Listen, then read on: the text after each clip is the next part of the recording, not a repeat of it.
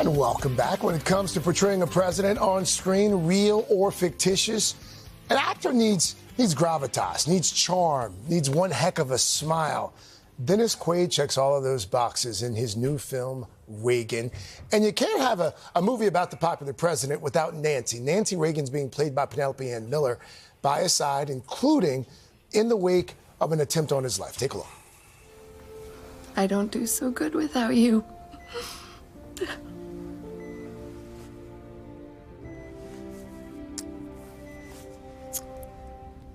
I should have been there. I always walk on your left side. No. That would have been you. Dennis Quaid, good morning to you. Good morning. Good morning, Peaches. We'll talk to you in just a few moments. I got to catch the film last night, and you nailed the affect. I mean, it doesn't hurt that you kind of look like Ronald Reagan as well. But I read that you were initially reluctant to even take on the role. Yes, I was. He was my favorite president. And Reagan is like Muhammad Ali. You show a picture to him of anybody in the world, and they're going to say that's Reagan. And I didn't want to do an impersonation. I wanted to get to the human being behind the public persona. Yeah. And so I went up. I got invited to the Reagan Ranch, which is not open to the public. His friends bought it after his passing, and they left it exactly as it was. Wow. Their clothes are still in the closet, in fact. And coming through the gates, I could feel him there. I mean, the house they had, it was 1,100 square feet, barely a two-bedroom apartment, and they had a king-size bed, but it was two single beds zip-tied together. Reagan was not a rich man, I realized. He was a very humble man, and that's what led me into it. I think we've got a side-by-side of you and the late president as well, because I do want to show. I mean, again, you really captured the likeness. What about the voice, Dennis? How did you nail that? Were you walking around the house? I had 2 years to prepare, basically, and my poor kids and my lived with Ronald Reagan at different times of his life for a couple of years, but I wanted to learn it and forget it. That's what YouTube is fantastic as far as as a source for that. But I just wanted to forget it so we could do these scenes. And then I had Penelope Ann Miller playing Nancy, and she's so good.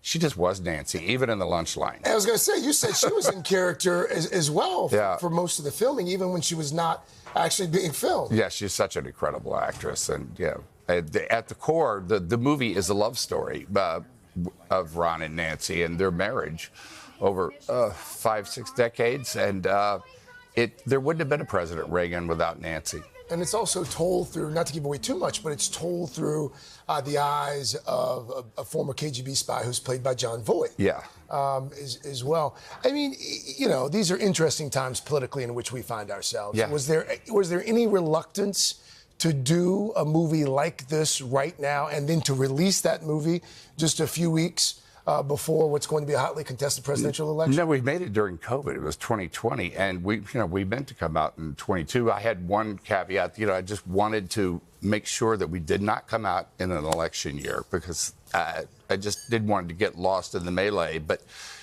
here it is, come out in an election year, and the response to it has been incredible. And so I have to say, what do I know? Yeah.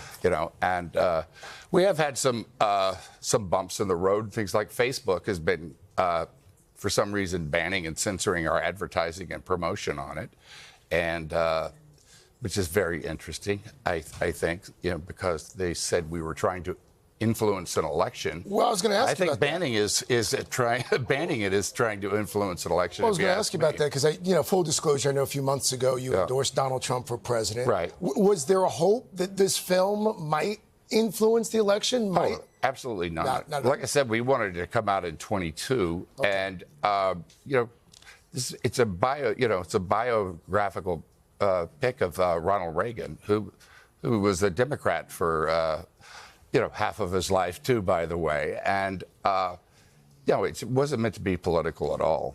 In fact, we were trying to kind of rise above that, back to a time when Republicans and Democrats talk to each other. Yeah. You had liberal Republicans, you had conservative Democrats. Tip O'Neill and Ronald Reagan had a very close relationship, got a lot done in a Democratic Congress with a Republican president. Before we go, we should probably explain to folks at home this adorable pup on the floor here in Studio 1. This is Peaches. That's Peaches. She is the only non-historical fact in the Reagan movie. She plays the family dog. Oh, wait a minute. They did not.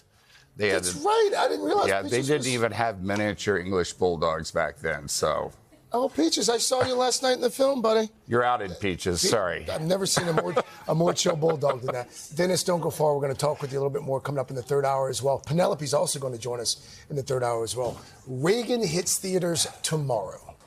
Hey, thanks for watching. Don't miss the Today Show every weekday at 11 a.m. Eastern, 8 Pacific on our streaming channel, Today All Day. To watch, head to today.com/allday or click the link right here.